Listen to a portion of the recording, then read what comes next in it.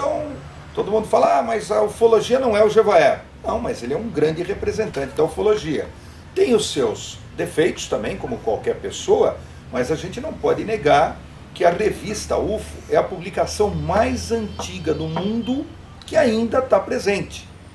Então, nos Estados Unidos, eles têm verdadeiros séquitos, né? A gente vê que o americano ele é exagerado para algumas coisas.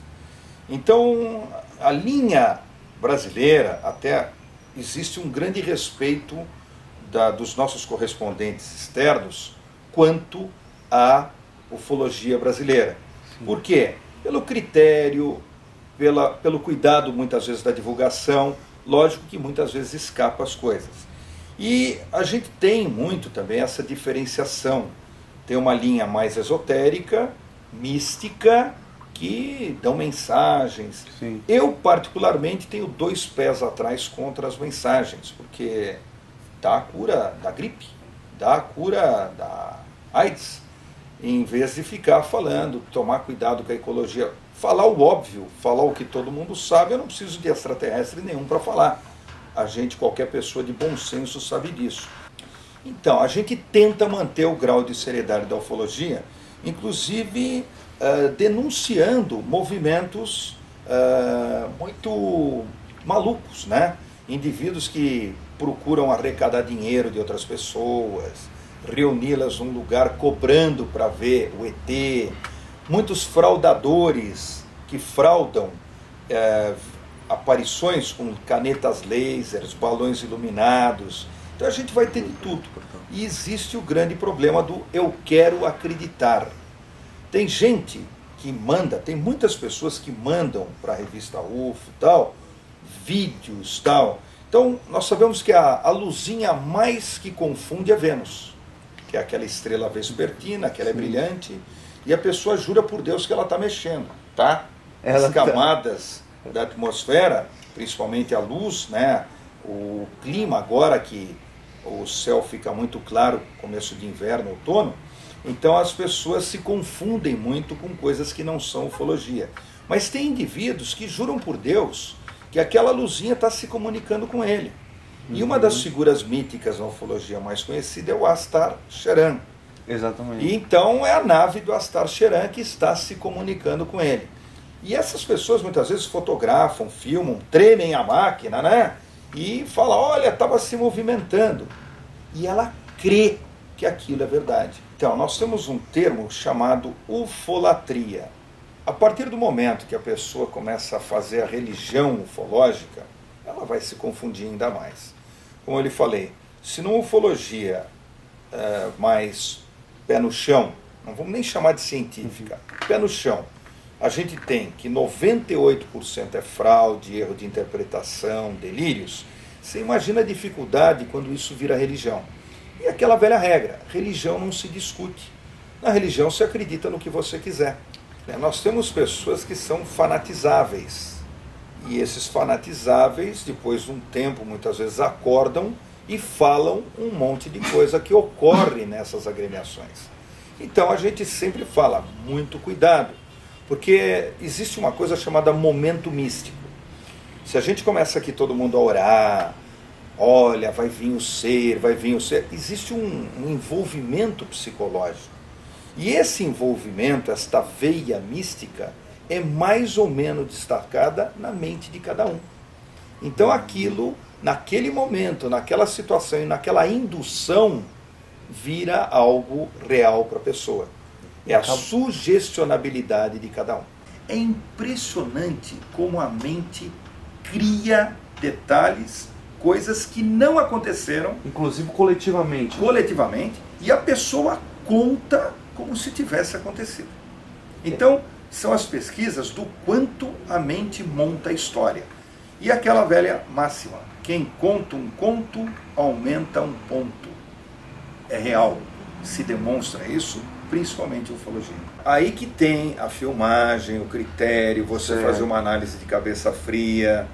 Então, quando você vai num evento e você acha aquilo maravilhoso, é como uma mágica. Por que a mágica não deve ser reproduzida? Porque é o momento. Você ficou impressionado. Se você for analisar mais a fundo e pegar como é feito, perdeu toda a magia da mágica.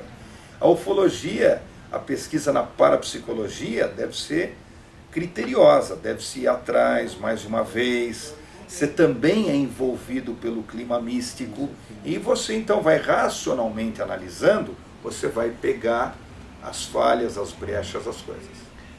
Ele estava extremamente assustado, ele apresentava marcas no peito, uma marca que não era com a unha, não dava para explicar o que era aquilo. E a história dele, que ele foi levado para dentro de um objeto, que ele apareceu uma mulher, essa mulher estava nua, aquela história clássica da abdução. E o que foi interessante é que ele era uma pessoa muito humilde, e até na época eu fui o primeiro pesquisador a entrar em contato com ele, até por ele falar perto da mulher dele, que tinha uma mulher nua na nave, era uma vergonha tremenda. E a gente vai observando esses detalhes. Só que esse também foi um caso daí de síndrome do contatado, que a gente acredita até que ele teve um primeiro fato, e até na época tinha aquele jornal Notícias Populares, então ele saiu assim: operário é estuprado por ET. Tá? Na época ele foi levado para o programa Flávio Cavalcante. O Flávio Cavalcante era a Luciana Gimenez na época, levava essas coisas, ridicularizava, fazia, expunha de uma forma. Então o indivíduo de Porteira de Santa Casa do interior vira um superstar. Então isso mexe muito com a cabeça. Existem alguns casos, outros casos, que deixam muito assim, a pulga atrás da orelha. Tem do Elias Seixas, do Guaraci, que estavam viajando de caminhão, e eles têm também um tempo sumido de horário. Esse caso foi analisado pelo Dr. Olavo Fontes no Rio de Janeiro, fez as hipnoses. Então a gente vê que muitas vezes ocorre algo, mas a gente não consegue chegar a uma definição do que aconteceu. E ele começa a ter sensações, sonhos, visões. Ele tem um distúrbio pós-traumático. Que quando você tem uma coisa, todo mundo sabe hoje em dia, hoje até infelizmente isso é muito visível, você sofre um assalto à mão armada na rua, você fica mal nos próximos dias.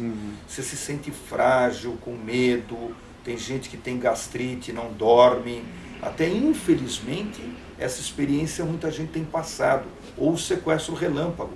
A pessoa tem um estresse pós-traumático muito forte, e é o que acontece nesses indivíduos, que já vinha acontecendo nesses indivíduos quando tinha um evento. Então o que nos chama a atenção na pesquisa, que aquele indivíduo emagrece, não dorme, está mal, tem diarreia, está tendo sintomas psicossomáticos, a partir daquela história. E aparentemente ele não tinha isso antes. Ele não tinha nada disso antes. Então as evidências físicas, clínicas que ele demonstra, chamam a atenção que houve alguma coisa. Olha, quando passa na Rede Globo o filme Sinais, quando passa na Rede Globo algum filme, você vai ter uma certa carga, uma certa volume de histórias que vão aparecer de uma outra forma. Por quê? Impressiona. A mente é impressionável. Na tua casa à noite sozinho, você está lá no campo sozinho, você está vendo um filme de terror, se tiver um barulho é o demônio. Se você está vendo um filme de abdução, você tiver um barulho é um ET. Se você está vendo um filme policial, invasão, é o bandido que está entrando na casa.